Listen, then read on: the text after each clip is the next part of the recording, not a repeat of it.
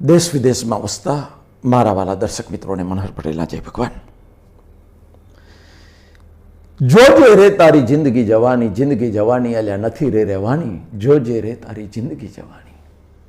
ચેતરે ચેતાવકાળ માથે ઊભો છે અને ભક્તિનું ભાથુભાઈ છેલ્લો ફેરો છે. પડ જાય તારી લાખ રે સવાની. જોજે રે તારી જિંદગી જવાની. જોજે રે તારી જિંદગી જવાની. સાહેબ કહેનારા તો ઘણું બધું મનન તમને કહી ગયા છે મિત્રો. એને માત્ર સમજવાની જરૂર છે. કોઈ એક ઝાડ હોય, એ ઝાડને કાપી નાખવું છે સાહેબ, એ ઝાડને પાડી નાખવું છે. ઝાડના થળિયામાં કરવતી મુકાઈ છે.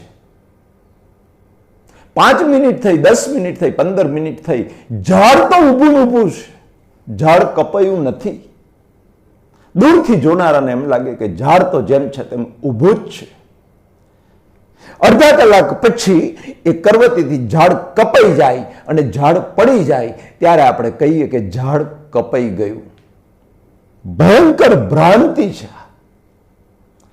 કુદરત કે જે તું જ્યારે બોલું છું ત્યારે કહું છું કે ઝાડ કપાઈ ગયું. ના, કુદરત કે છે અડધા કલાકથી ઝાડ કપાતું હતું. અડધા કલાકથી ઝાડ કપાઈ રહ્યું હતું, ક્ષણે કપાઈ રહ્યું હતું. અને છેલ્લી ક્ષણે જ્યારે કપાઈ ગયું ત્યારે તું કહું છું ઝાડ કપાઈ ગયું. અમારી નજરમાં તો ઝાડ અડધા કલાકથી કપાઈ રહ્યું હતું. ભગવાન એમ કે, કુદરત એમ કે માણસનો જન્મ થાય, બાળક જન્મ થાય ત્યારથી એક ક્ષણે મૃત્યુની કરવતી એના ઉપર ચાલી રહી છે સાહેબ. પણ આપણને અજ્ઞાન દશાને લીધે આ જીવોને દેખાતું નથી. ક્ષણે માણસ મરી રહ્યો છે. પણ એ મૃત્યુને દેખાતું નથી. એ જ્યારે શ્વાસ બંધ થઈ જાય છે 60-70-80 વર્ષે ત્યારે દુનિયા એમ કે છે કે આ માણસ મરી ગયો. અડધા કલાક પછી ઝાડ પડી જાય છે ત્યારે કે છે ઝાડ કપાઈ ગયું. ના, અડધા કલાક પહેલા ક્ષણે ઝાડ કપાઈ રહ્યું હતું. બાળક જન્મે ત્યારથી ક્ષણે એ માણસ મરી રહ્યો છે સાહેબ. 60 વર્ષનું આયુષ્ય હોય, 1 વર્ષ પૂરું થાય એટલે 1 વર્ષ માટે એ માણસ મરી ગયો. 59 વર્ષ રહ્યા, 2 વર્ષ પૂરા થાય એટલે 58 રહ્યા. 2 વર્ષ માટે એ માણસ મરી ગયો. જીવ માત્ર ક્ષણે મરી રહ્યો છે. કુદરત કે અમારું આ ગૂઢ રહસ્ય એને નથી દેખાતું. અજ્ઞાન દશાને લીધે માત્ર એનો અહંકાર એમ કે છે કે ના, હું 2 વર્ષ જીવી ગયો, હું જીવી રહ્યો છું, ક્ષણે જીવી રહ્યો છું. કુદરત કે છે ના, તું ક્ષણે મરી રહ્યો છું. મિત્રો, આ કડવું પણ સનાતન સત્ય દુનિયાના જીવ માત્રને સ્વીકાર્યા વગર છૂટકો નથી. ગઈકાલે 12મા અધ્યાયનું ભક્તનું પહેલું લક્ષણ, અર્જુન, જીવ માત્ર પ્રત્યે જેને દ્વેષ નથી એ ભક્ત મને પ્રિય છે. જીવ માત્ર પ્રત્યે દ્વેષ નથી મિત્રો. ગઈકાલના વિડીયોમાં એક બેને પ્રશ્ન પૂછ્યો છે, બહુ સરસ પ્રશ્ન છે કે મનોહરભાઈ, આ દ્રષ્ટિ પ્રાપ્ત થયા પછી હવે કોઈનો દ્વેષ નથી થતો અને થઈ જાય તો અંદર ફિલિંગ થઈ જાય છે, ઊભું થઈ જાય છે કે આ દ્વેષ પડતીનું નિશાની છે, આ ના થવો જોઈએ દ્વેષ. હા, અહંકાર જો સહી ના કરે તમારા દ્વેષમાં તો એ બીજ પડતું નથી. તમારો અભિપ્રાય એવો હોય કે દ્વેષ ના કરવો જોઈએ, એવો જો તમારો અહંકારનો અભિપ્રાય હોય, કારણ કે અભિપ્રાય એ વર્તનની માં છે. જેવો અભિપ્રાય એવું આવતા ભાવનું વર્તન. એટલે ખાસ સમજી લેજો. હા, એ દ્વેષનો એ હિસાબ તમારો ઉડી જશે. પણ એમને સરસ પ્રશ્ન કર્યો કે મેં અજ્ઞાન દશામાં જ્યારે આ ગીતા જ્ઞાનની દ્રષ્ટિ નહોતી ત્યારે તો ઘણા બધા દ્વેષ કર્યા છે.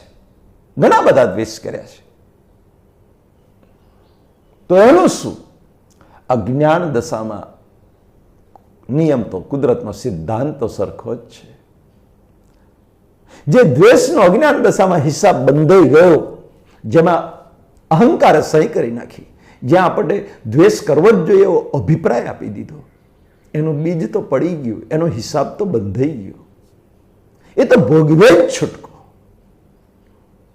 માત્ર એ દ્વેષ, બધા દ્વેષ અત્યાર સુધી થઈ ગયા એમાં પડવાની જરૂર નથી અને યાદ કરવાની જરૂર નથી. પણ જે દ્વેષ તમને ઊંઘવા ના દેતો હોય, જે દ્વેષ તમને વારંવાર યાદ આવતો હોય, કોઈના પ્રત્યે પણ દ્વેષ કર્યો હોય, મિત્ર પ્રત્યે, ભાઈ પ્રત્યે, બહેન પ્રત્યે, મા બાપ પ્રત્યે, કોઈ અંગત ફળિયાનો કોઈ માણસ હોય, ગામનો, એના પ્રત્યે દ્વેષ કર્યો હોય અથવા દ્વેષ થતો હોય, તો જે યાદ આવતું હોય તમને, અને યાદ આવે ને ત્યારે બસ એક સાબુ વાપરી લેજો, પશ્ચાતાપનો સાબુ, જે સત્તા મને તમને આપી છે કુદરતે મનુષ્ય અવતારમાં.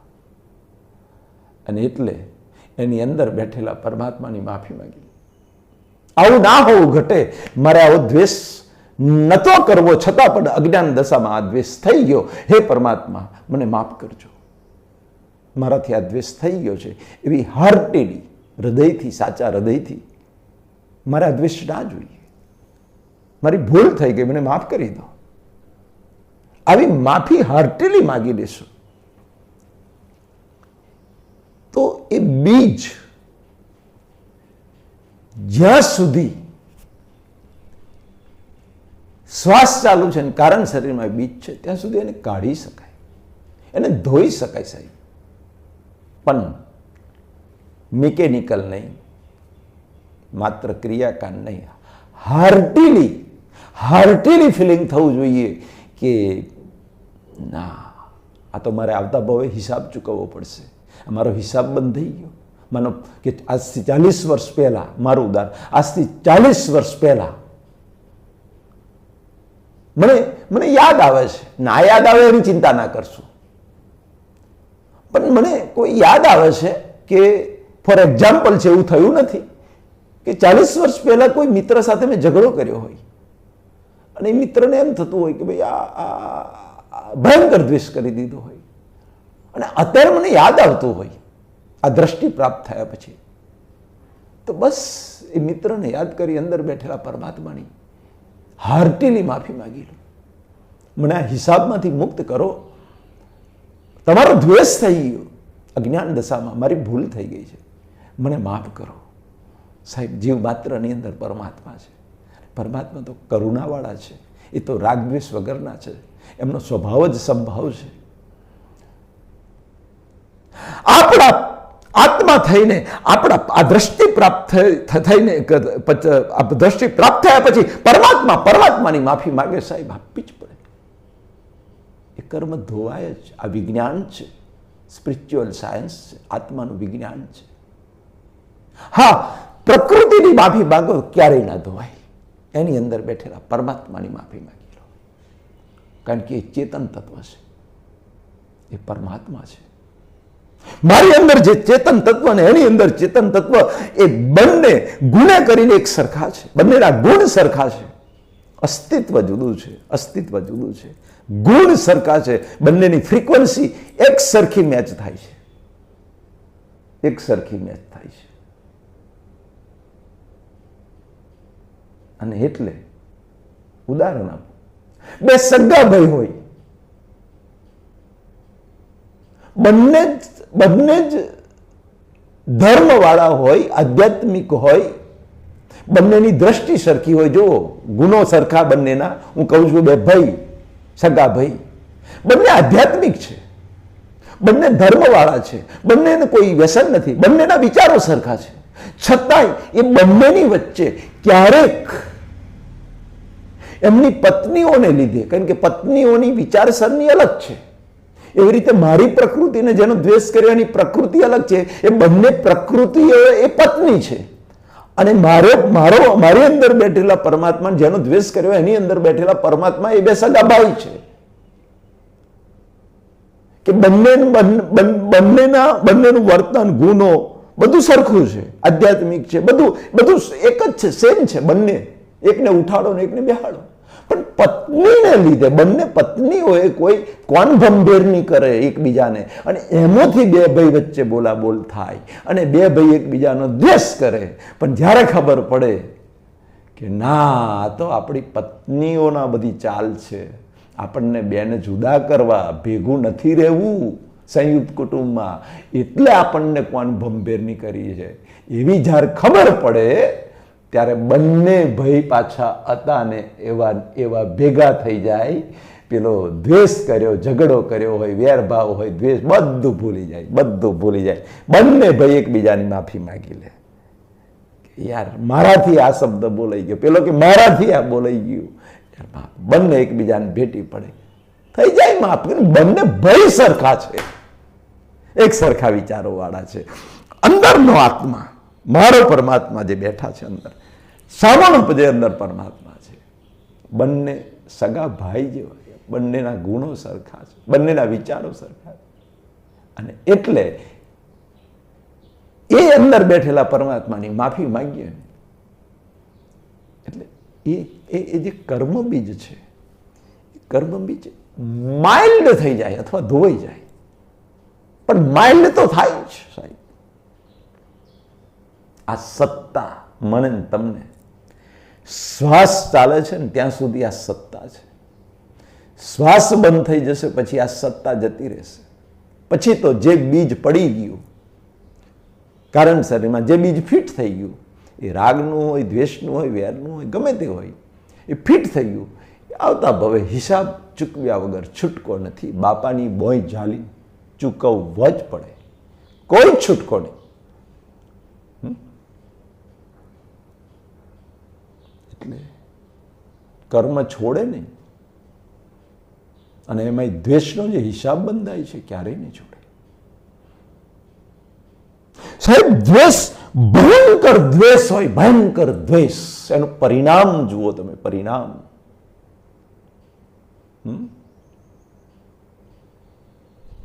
ભયંકર દ્વેષ કર્યો હોય કોઈની સાથે, અજ્ઞાન દશામાં, કરતાપણાના અહંકારથી.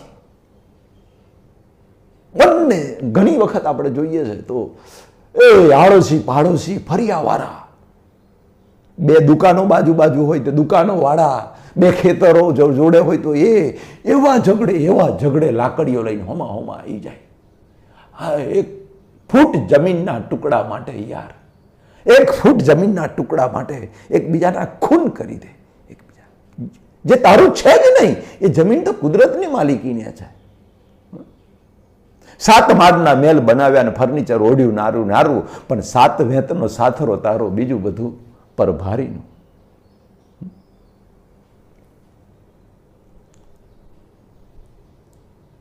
હું કરું, તારું નથી તલભાર. 7 વેતનો સાથરો તારો, બીજું બધું પરભાર. તારે કેટલી જોઈએ? આ શરીરને સુવડાવવા માટે 7 વેતની જગ્યા જોઈએ યાર. 1 ફૂટના કડકા માટે લાકડીઓ ઉછારો છો તમે. જે 1 ફૂટનો કડકો તમે લઈ જવાના નથી સાથે. અનંતકાળથી 1 ફૂટનો કડકો જમીનનો ત્યાં જ છે.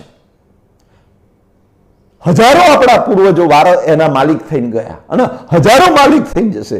જેનું માલિકીપણું જે બીજાનું હતું ભૂતકાળમાં, એ અત્યારે થયું, કાલે બીજાનું થઈ જશે. જેના માલિક આપણે નથી, આપણી સાથે આવવાનું નથી, એની પાછળ લાકડીએ ઉછારો છો. આટલો બધો ઝઘડો, આટલો બધો દ્વેષ. ખબર નથી આનું પરિણામ કેવું આવે. આ હવે શેડા પાડોશી હોય, ખેતર જોડે હોય, કોઈને રિલેશન ના હોય બિલકુલ એકબીજાને. કુદરત કે દ્વેષની જેવી સ્ટ્રેન્થ હોય એ પ્રમાણેનો મારે હિસાબ ચૂકવવો પડે.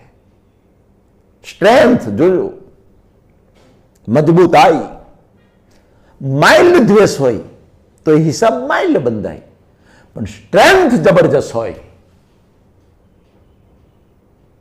1 મહિના સુધી બંને જણા એકબીજાનું ખૂન લોહી પીવાના તરસ્યા થઈ જાય, એકબીજાનો રાગ જોતા હોય. ખેતરમાં એકલો મળે, પગ ભાગી નાખું. બીજો કહે છે એકલો મળે, ચપ્પુ જોડા લઈને ફરતો હોય. રાતે હો પથારી ઉસીકા નીચે ચપ્પુ, રોમપુરી ચપ્પુ મેલીને હોઈ જતો હોય યાર.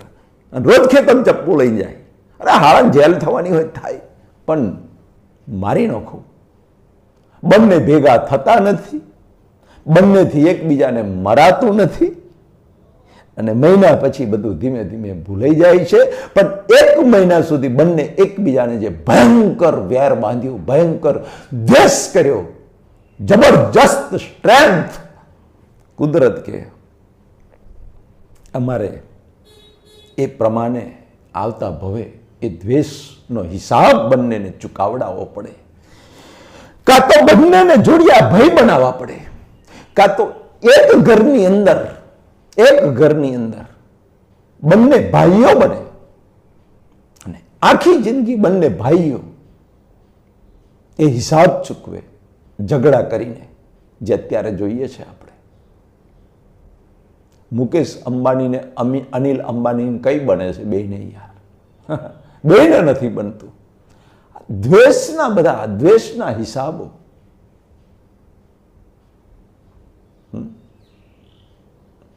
ઘણા જો પેલે સ્ત્રીની પ્રકૃતિ બાંધી હોય કે અને કે પુરુષની પ્રકૃતિ બાંધી હોય તો બંને પતિ પત્ની તરીકે જન્મે. પતિ પત્ની તરીકે જન્મે અને આ હિસાબ અમારે ઉકેલાવવો પડે. કારણ કે જેવો હિસાબ બાંધ્યો એ પ્રમાણે અમારે હિસાબનું ફળ આપવું, હિસાબ ચૂકતે કરાવવો. કારણ કે અમારો નિયમ છે, કુદરત કે અમારા ચોપડા ચોખ્ખા છે. અમારા ચોખ્ખા ચોપડાને તે દ્વેષ કરીને એમાં હિસાબ લખ્યો, અમારા ચોખ્ખા ચોપડાને બગાડ્યા.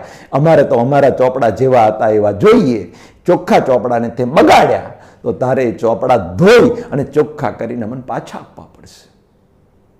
બસ આ જ છે, બીજું કશું નથી. કુદરત કે છે, અને એ છૂટકો નથી.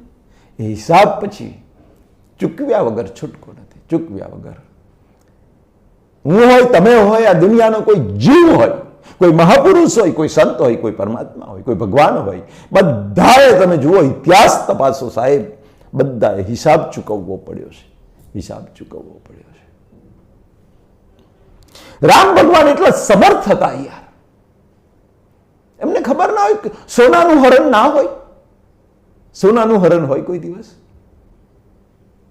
છતાંય જવું પડ્યું પત્નીના આગ્રહથી, સીતાજીના આગ્રહથી. રાવણ લઈ ગયો, યુદ્ધ થયું. કૃષ્ણ ભગવાન 1000 વાર સમજાવવા ગયા દુર્યોધનને. દુર્યોધન ના સમજ્યો. કૃષ્ણ ભગવાન પણ દુર્યોધનને સમજાવવામાં ફેલ ગયા યાર, ફેલ ગયા. એટલે કહેવાનો ભાવાર્થ, મહાવીર ભગવાન મેં કાનમાં ખીલા ઠોકાય એટલે ઠોકાય જ, પરિણામ છે. દુર્યોધનને, અરે ધૃતરાષ્ટ્રને આંધળા બનવું પડે 100 વર્ષ પહેલાનું કે છે કર્મ હતું. 100 પંખીઓને આગની અંદર એની ઝાડથી 100 પક્ષીઓ આંધળા થઈ ગયા હતા. એનું રિએક્શન આવ્યું, આ ભવે એ કાળ પાક્યો, જન્મથી માણસ આંધળો થયો, અંધ બન્યો. કર્મ, કુદરત કે ના છોડે. અમારા ચોપડા તે ચિતરીને એ કર્યા ને, ચોખ્ખા ચોપડા. અમારે તો ચોખ્ખા જોઈએ અમારા ચોપડા. એટલે મિત્રો, દ્વેષનું પરિણામ બહુ ભયંકર છે. આજે આપણે જોઈએ છે કે એક ભાઈ બીજા ભાઈને ખૂન કરી નાખે છે, પછી પસ્તાય છે, જેલ થાય છે, બધું થાય છે. એક ભાઈ બીજા ભાઈનું ખૂન કરી નાખે છે, એને કેટલોય સમજાવવામાં આવે. શું એને એમના મા બાપે નહીં સમજાવ્યો હોય? એ બે ભાઈઓને એમના મા બાપે સંસ્કાર નહીં આપ્યા હોય યાર? કયા મા બાપ એવું ઈચ્છે કે મારા દીકરા બંને ઝઘડે અંદર અંદર, એક દીકરો બીજા દીકરાનું ખૂન કરી નાખે, બીજો જેલમાં જાય, આજીવન કેદ? કોઈ મા બાપ ઈચ્છે? ના ઈચ્છે. મારી ઈચ્છા નથી, છતાં મારા બંને દીકરાઓ ખરાબ નીકળ્યા, એકબીજાનું ખૂન કરી નાખ્યું. એક દીકરાએ બીજાને મારી નાખ્યો. મારે તો ડોક્ટર બનાવવા હતા, એન્જિનિયર બનાવવા હતા, મારે તો સત્સંગી બનાવવા હતા. કેમ ના બન્યા? એ જ બતાવે છે કે જ્યાં હિસાબ છે ત્યાં મારું તમારું કોઈ કરતાપણું નથી, મારું તમારું ચાલતું નથી સાહેબ. બધા આપણે પ્રયત્નો કરીએ છીએ, છતાં એ પ્રયત્નો ફેલ જાય છે. બધા પ્રયત્નો ફેલ જાય, જેમ કૃષ્ણ ભગવાનના બધા પ્રયત્નો ફેલ ગયા. રાવણને સમજાવવાના વિભીષણના બધા પ્રયત્નો ફેલ ગયા. પ્રકૃતિ કોઈને ન છોડે. પ્રકૃતિ એ માત્ર ને માત્ર પ્રકૃતિ રાગ દ્વેષનો હિસાબ છે. એ દ્વેષનો હિસાબ ના છોડે મિત્રો.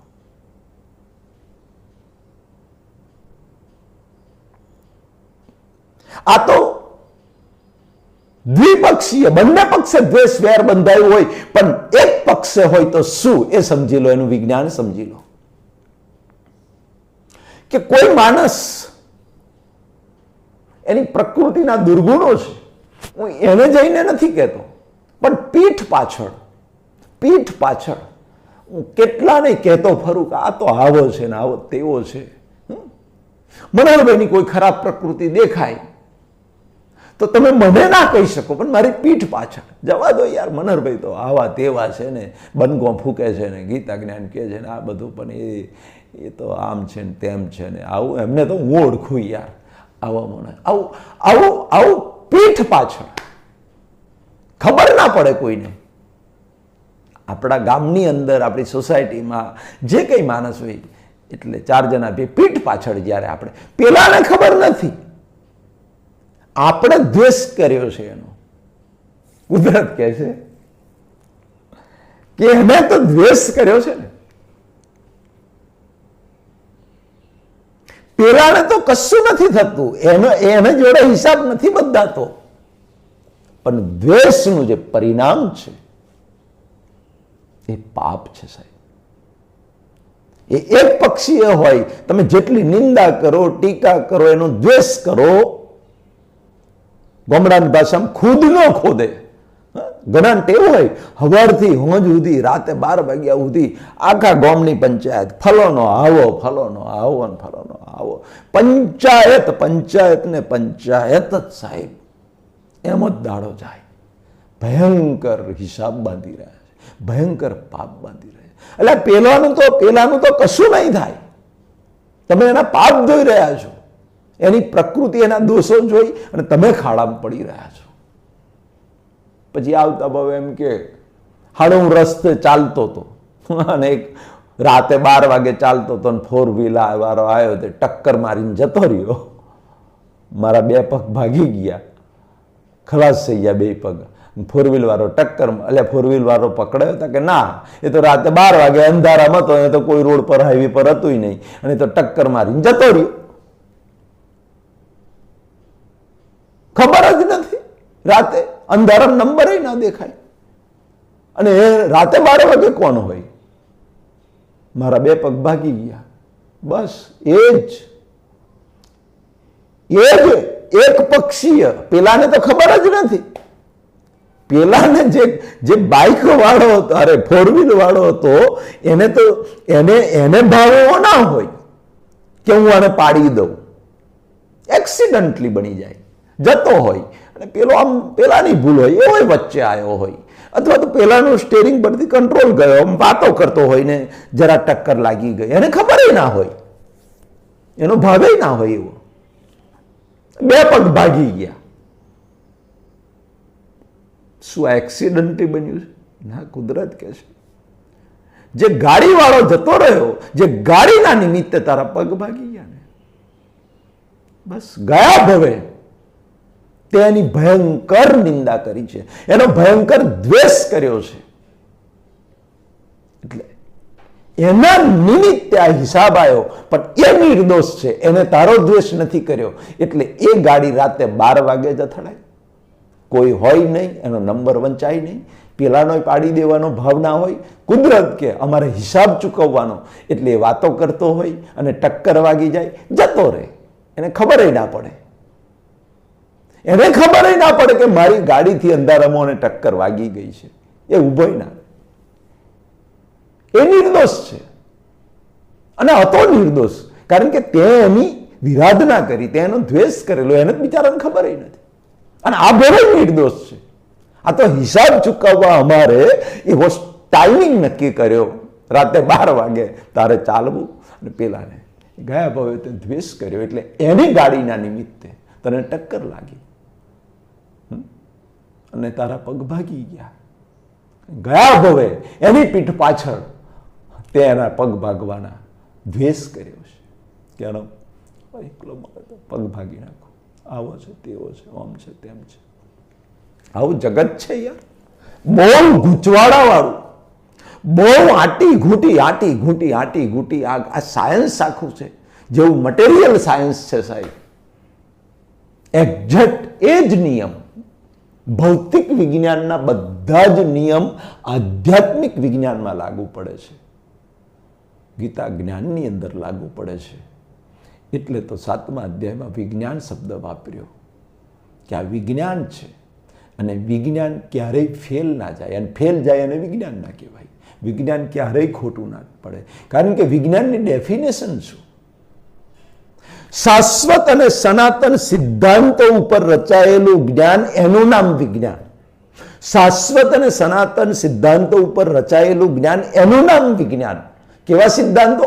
શાશ્વત સનાતન, જે અનંતકાળથી હતા, અત્યારે છે ને અનંતકાળ સુધી રહેશે, જેના પર કુદરત પણ ચોકડી ના મારી શકે, આવા શાશ્વત સનાતન સિદ્ધાંતો, એને વિજ્ઞાન કહેવાય. કોઈ ચોકડી ના મારી શકે એવું આ દ્વેષનું વિજ્ઞાન મેં તમને કહ્યું કે આ દ્વેષનું વિજ્ઞાન મેં તમને કહ્યું, એ વિજ્ઞાન ઉપર કુદરત પણ ના બચાવી શકે, કોઈ ભગવાન પણ આપણને ના બચાવી શકે. આપણે જ્ઞાન દ્રષ્ટિથી શ્વાસ ચાલુ છે ત્યાં સુધી આપણે બચી શકીએ આમાંથી. એ સત્તા મને તમને મનુષ્ય માત્રને આપી છે, જેના પ્રત્યે આ ભવમાં દ્વેષ થયા, એની અંદર એ પરમાત્મા છે, પરમાત્માની હૃદયથી માફી માગી લો યાર, તો એ દ્વેષ માઇલ્ડ થઈ જશે અથવા તો ધોવાઈ જશે. કદાચ બહુ ભારે જબરજસ્ત સ્ટ્રેન્થ વાળો દ્વેષ થયો હોય, કદાચ ના નીકળે, સાબુનો ડાઘો ઓઇલ વાળો હોય તો કચરાનો હોય, કાદવનો તો તૈયારી નીકળી જાય, પણ ઓઇલનો એટલે જબરદસ્ત સ્ટ્રેન્થ વાળો ડાઘો હોય, એના પર તમે સાબુ ઘસ કરો તો એ આખો ના નીકળે, પણ ઝાંખો થઈ જાય, માઇલ્ડ થઈ જાય. એવી રીતે કર્મ માઇલ્ડ થઈ જાય. અને જે નથી યાદ આવતું એની ચિંતા ના કરશો, યાદ કરવાનો પ્રયત્ન ના કરશો. એ બધા માઇલ્ડ દ્વેષ છે, જે તમને યાદ નથી આવતા. એ મને પણ યાદ નથી આવતા, એ માઇલ્ડ દ્વેષ થઈ ગયા હોય.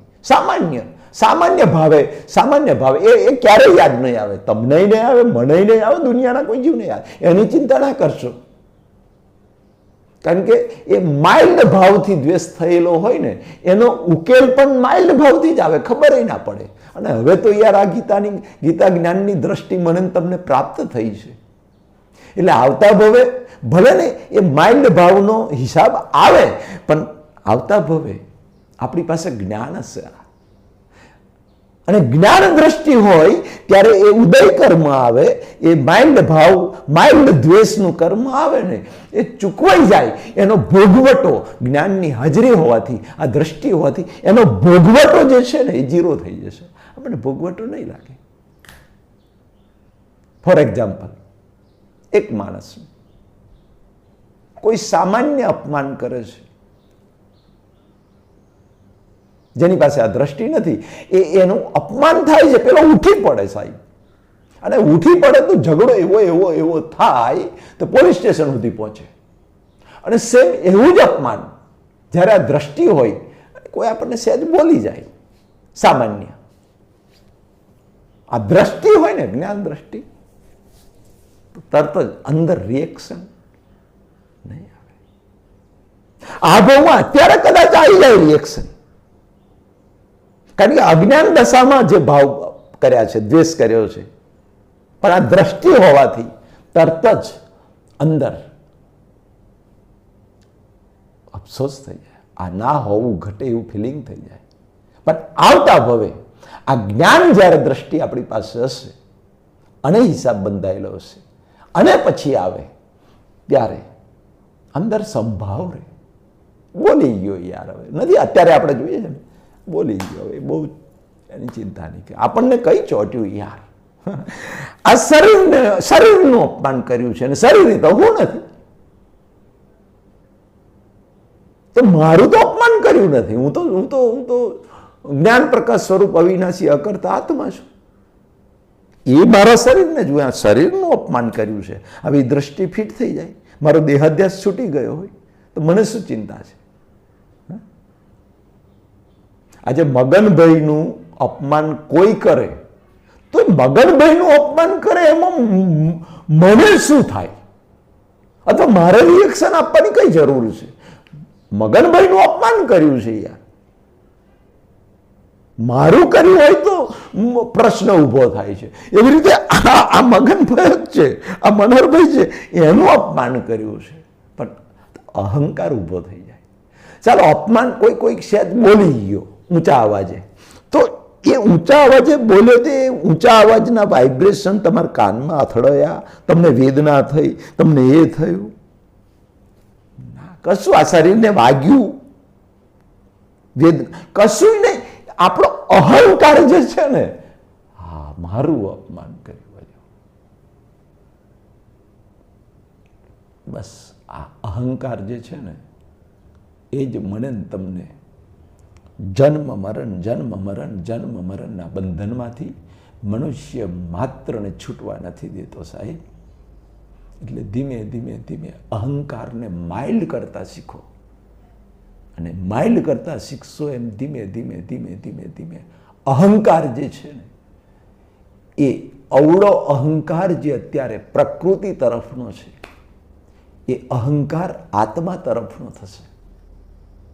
માત્ર દ્રષ્ટિ બદલાઈ જશે ને, એ અહંકાર જેટલો આત્મા તરફ આગળ વધશે ને, એ અહંકાર એક દિવસે આત્મામાં ડિઝોલ્વ થઈ જશે, વિલીન થઈ જશે. અહંકાર કોઈ ફિઝિકલ વસ્તુ નથી, માત્ર ને માત્ર બિલીફ છે, માન્યતા છે. અજ્ઞાન અહંકાર, અવળો અહંકાર એ માણસને સંસારમાં ભટકાવે, અને સવડો અહંકાર, સવડી દ્રષ્ટિ, આત્મા તરફનો અહંકાર એ મને તમને આ સંસારમાંથી છોડાવે યાર, અને શાશ્વત અને સનાતન સુખમાં લઈ જાય. આટલું સમજી લો. આવતીકાલે સાંજે 7 વાગે ફરી મળીશું. પરમપિતા પરમાત્મા મારા વાલા દર્શકોને લાભવું અને નિરોગી આયુષ્ય આપે, હૃદયથી પ્રાર્થના. મનહર પટેલના જય ભારત, જય હિન્દ, જય ગુજરાત.